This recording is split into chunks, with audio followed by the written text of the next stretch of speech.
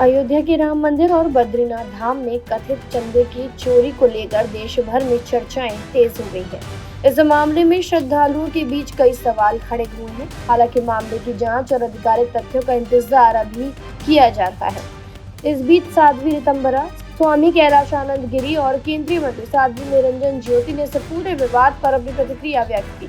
तीनों ने कहा कि किसी भी धार्मिक स्थल से जुड़ा मामला बेहद संवेदनशील होता है और ऐसे मामलों की निष्पक्ष जांच होनी चाहिए। उन्होंने ये भी कहा कि बिना पूरी जांच के किसी निष्कर्ष पर पहुंचना उचित नहीं है।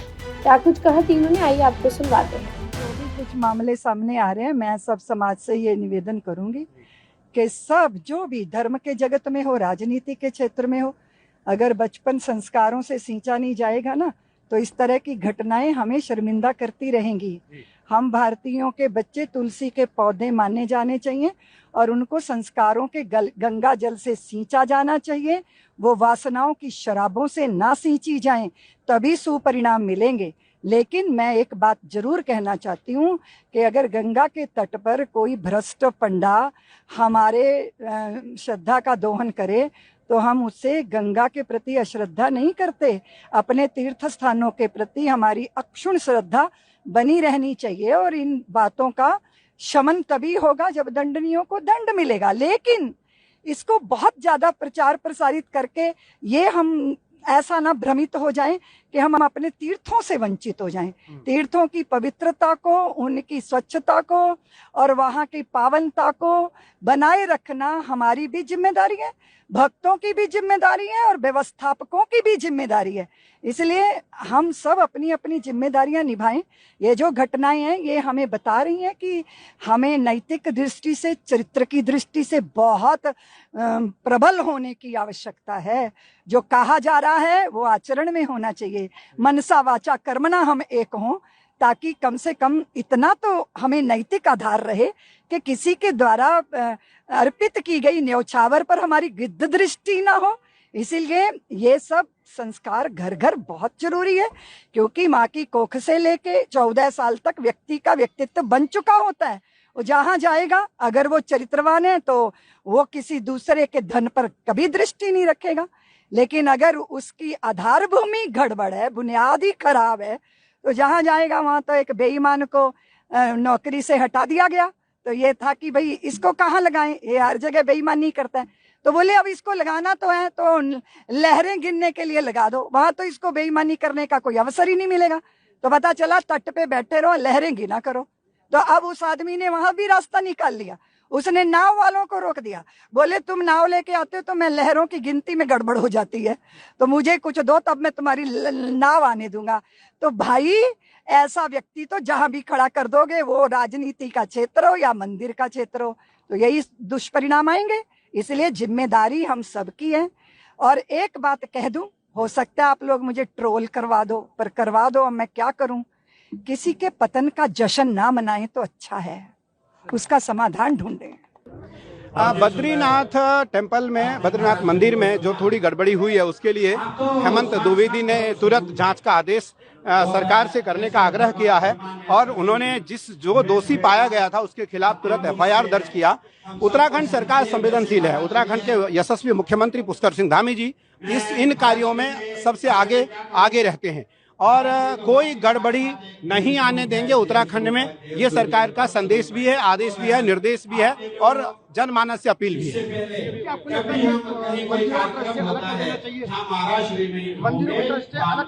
बिल्कुल, जो धार्मिक मंदिर हैं उसको ट्रस्ट से अलग कर देना चाहिए। सरकार के अधीनस्थ कोई मंदिर देश में न हो, सरकार के अधीनस्थ कोई मंदिर देश में न हो। देश का मंदिर महात्माओं के पास, भक्तों के पास और सामान्य ट्रस्ट के साथ रहना चाहिए। जो एसआईटी बनाई थी आज एसआईटी ने, वहाँ की जो कर्मचारी है उनसे बयान बिल्कुल, आपने सही कहा। जो एसआईटी बनी है उत्तराखंड की, एसआईटी बनी है, उस एसआईटी से निस्संदेह पारदर्शिता आएगी और पुष्कर सिंह धामी जी मुख्यमंत्री उत्तराखंड, यशस्वी मुख्यमंत्री उत्तराखंड के निर्देश में वो व्यक्ति बख्शा नहीं जाएगा यदि वो दोषी है तो।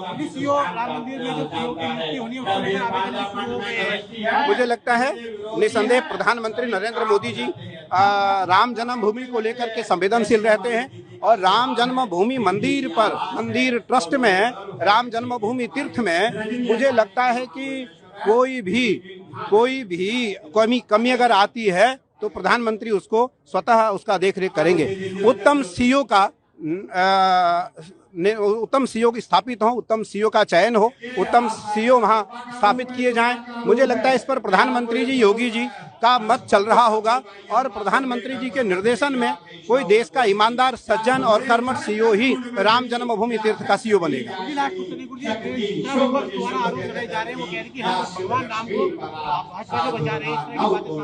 देखो, ये विपक्ष है। विपक्ष तो मंदिर बनने के समय भी हल्ला कर रहा था और वर्तमान में भी हल्ला कर रहा है, आगे भी करता रहेगा। विपक्ष का काम है, विपक्ष का काम है। मेरा काम है धर्म को बचाना, परंपरा को बचा करके रखना, परंपराओं को बचा करके स्थापित रखना है। और मुझे लगता है कि उसमें प्रधानमंत्री नरेंद्र मोदी जी एक तिल के बराबर भी किसी प्रकार की कोई कमी नहीं छोड़ेंगे धर्म परंपराओं को बचाने में। जो जांच चल रही है, क्योंकि योगी जी के नेतृत्व में, योगी जी के देखरेख में वो जांच चल रही है, तो उस जांच में कोई कमी कभी आएगी ही नहीं। और मैं आश्वस्त हूँ, मैं विश्वस्त हूँ, मुझे पूर्ण विश्वास है नरेंद्र मोदी प्रधानमंत्री जी के ऊपर और योगी आदित्यनाथ जी के ऊपर। एसआईटी गठित हो गई, जहाँ भी कहीं गड़बड़ी होगी वो जरूर उस पर कार्रवाई होगी। और ये मैं कह सकती हूँ कि धर्म के साथ जो भी खिलवाड़ करेगा उनके ऊपर कठोर से कठोर कार्रवाई होगी। जो एसआईटी है उसने आज बयान भी दर्ज किए हैं बद्रीनाथ जो कर्मचारी। नहीं, अभी बयान मैंने सुना नहीं तो अभी जवाब नहीं दे सकते। दीदी, एक छोटा सा क्वेश्चन, मंदिर की तरह भगवान कृष्ण नहीं, कहीं भी हो रहा, देखिए कहीं भी हो रहा उसका खुलासा होना चाहिए और कार्रवाई होनी चाहिए। इसके नए सीईओ की बात और सामने आ रही है, जो सीईओ बनेंगे उनकी नियुक्ति। नहीं, अभी मैं बता नहीं सकती। अच्छा दीदी, वीआईपी कल्चर, जो मंदिरों में वीआईपी दर्शन होते हैं उन पे अब रोक लगा दी गई है। काशी विश्वनाथ में रोक लगाई है। नहीं, वे तो देखिए व्यवस्था तो आम जनता के लिए, वैसे वीआईपी सबके लिए एक जैसी होनी चाहिए।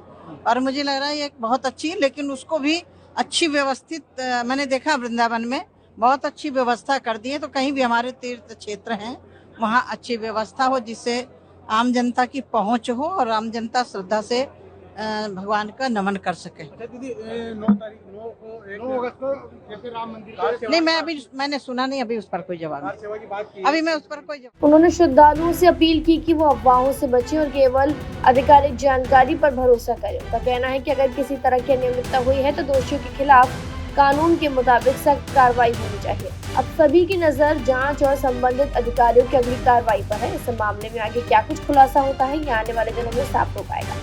फिलहाल जानकारी में इतना ही। खबरों के लिए सब्सक्राइब करें भारत एक्सप्रेस।